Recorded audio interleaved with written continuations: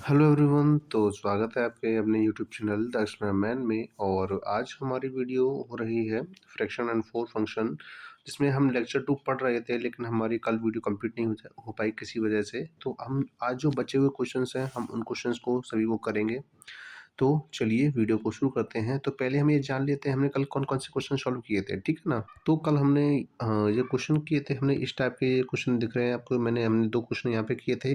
हमने ये क्वेश्चन भी किए थे, इसके अलावा ये क्वेश्चन किए थे, और हमारे पास ये क्वेश्चन थे जैसे कि आपके असेंडिंग और डिसेंडिंग ऑर्डर के कोई बेस्ड क्वेश्चन थे हमारे, जो हमने किए थे, ठीक है ना। आई होप कि ये सारी चीज़ आपको समझ में भी आई होंगी। और यहाँ पे मैंने आपको बताया एक बढ़िया तरीके से, शॉर्ट तरीके से आपको मैंने बताया था कि किस तरीके से हम किसी भी नंबर्स को या फ्रैक्शंस को हम डिसेंडिंग या असेंडिंग ऑर्डर में बदल सकते हैं, ठीक है ना, या रख सकते हैं। तो अब बढ़ते हैं अगले आगे क्वेश्चन पर कि आगे क्वेश्चन किस टाइप के होने वाले हैं।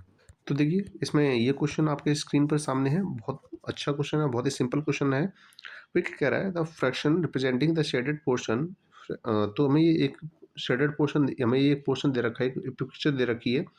इस पिक्चर में बताना है कि इसके शेडेड पोर्शन का अगर हम फ्रैक्शन निकालें तो क्या निकलेगा। भाई देखिए, सबसे पहले क्या है, इसमें टोटल पार्ट कितने हैं, 1 2 3 एंड 4। तो टोटल जो पार्ट होते हैं हमेशा नीचे रखे जाते हैं। अब इसमें शेडेड, शेडेड का मतलब क्या है, जो इसमें कलर भरा हुआ है। तो ये शेडेड वाला कितना है, 1/4 है। कितना है, 1/4 है। तो इसका आंसर हो जाएगा 1/4। अब यानी कि ऑप्शन नंबर ए। लेकिन अगर वहीं ये पूछा जाए कि शेडेड पोर्शन के अलावा हमसे ये कहा है कि अनशेडेड पोर्शन कौन सा, अनशेडेड पोर्शन कहा जाए, तो अनशेडेड पोर्शन का जो फ्रैक्शन बनेगा वो क्या होगा। देखिए, आपके जो शेडेड हैं वो 1 पोर्शन है, और अगर अनशेडेड देख सकते हैं 3 है, तो इसका हो जाएगा 3/4। अनशेडेड का पोर्शन का जो फ्रैक्शन निकल के आएगा वो कितना निकल के आएगा, 3/4 निकल के आ जाएगा, ठीक है ना। अब बढ़ते हैं अगले क्वेश्चन। सिमिलर आपका जो क्वेश्चन दिख रहा है आपको ये स्क्रीन पर, आपको बिल्कुल वैसा ही क्वेश्चन जब भी हमने किया था। इसमें कह रहा है कि शेडेड पोर्शन का बताइए फ्रैक्शन क्या निकलेगा। तो देखिए, इसमें कितने हैं, 1 2 3 4 5 6। तो टोटल जो पार्ट दिख रहे हैं वो कितने आपके 6 हैं। लेकिन इसमें जो आपका शेडेड पोर्शन वो कितना है, 1/6 है। तो इस तरीके से इसका आंसर कितना हो जाएगा, 1/6 हो जाएगा। तो क्या है, ऑप्शन नंबर सी में दिखा रखा है, ठीक है ना। इसके अलावा जैसे मैंने अभी बताया था कि अगर हमें अनशेडेड के बारे में बात करनी है, किसके बारे में बात करनी है, अनशेडेड के बारे में बात करनी है, तो क्या करेंगे, टोटल तो हमेशा नीचे ही है, पता है 6 है। लेकिन बाकी बचे हुए कितने हैं, बचे हुए हमारे 5 है। तो हो जाएगा 5/6 आंसर हो जाएगा। क्या हो जाएगा, 5/6 आंसर हो जाएगा। ये किसका है, शेडेड पोर्शन का।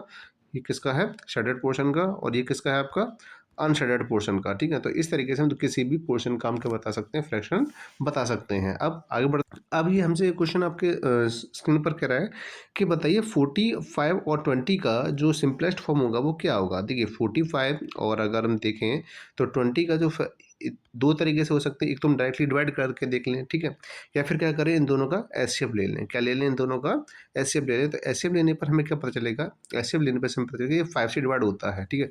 5 से नीचे डिवाइड करेंगे तो कितना हो जाएगा, 5 4 जा 20, 5 4 जा कितना हो जाएगा 20, और 5 9 जा कितना होता है 45 होता है। तो कितना हो जाएगा 9 कंप्लीट, 9/4 हो जाएगा। इसका कितना हो जाएगा 9/4, जो किसमें दे रखा है, ऑप्शन नंबर ए में दे रखा है।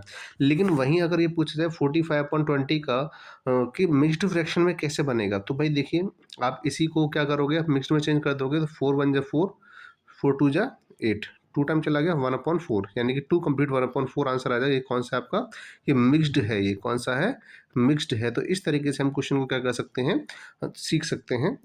जैसे कि किसी भी नंबर से हम क्या बनाना, एक सिंपल फॉर्म बनाना, या फिर आपका मिक्स्ड फ्रैक्शन में कन्वर्ट करना, ठीक है ना। ये दोनों ही चीज़ें हो सकती हैं। अब हमारे पास जो अगला क्वेश्चन है, वो अगला क्वेश्चन क्या कह रहा है, 21/19 can be expressed in form of. यानी कि बताइए कि जो 21/19 है, 21 अपॉन क्या है 19 है, वो को हम किस तरीके से, इनमें से किस तरीके से हम रिप्रेजेंट कर सकते हैं। भाई सिंपल सी बात, बड़ी है, ये दिख रही है, ऊपर वाली जो वैल्यू है वो बड़ी है, नीचे वाली वैल्यू छोटी है। तो एक इम्प्रॉपर फ्रैक्शन है। और मैंने जैसे बताया था पहली ही वीडियो में कि अगर ऊपर वाली वैल्यू यानी न्यूमरेटर बड़ा होता है, डिनोमिनेटर छोटा होता है, तो इस कंडीशन में क्या हो सकता है, वो मिक्स्ड फ्रैक्शन बन सकता है, ठीक है। तो 19 बन जाए कितना होता है, 19 होता है।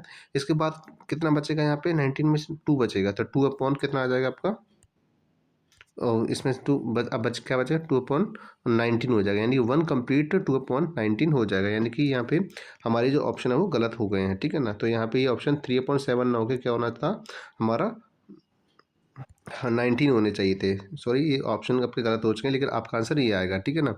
तो आपका 21/19 जो क्वेश्चन दिया गया है वो उसका हम मिक्स्ड फ्रैक्शन में अगर बनाना चाहें तो हम कैसे बना सकते हैं, 1 कंप्लीट 2/19 हो जाएगा इसका आंसर, ठीक है। अब आगे बात कर हमारे पास अगला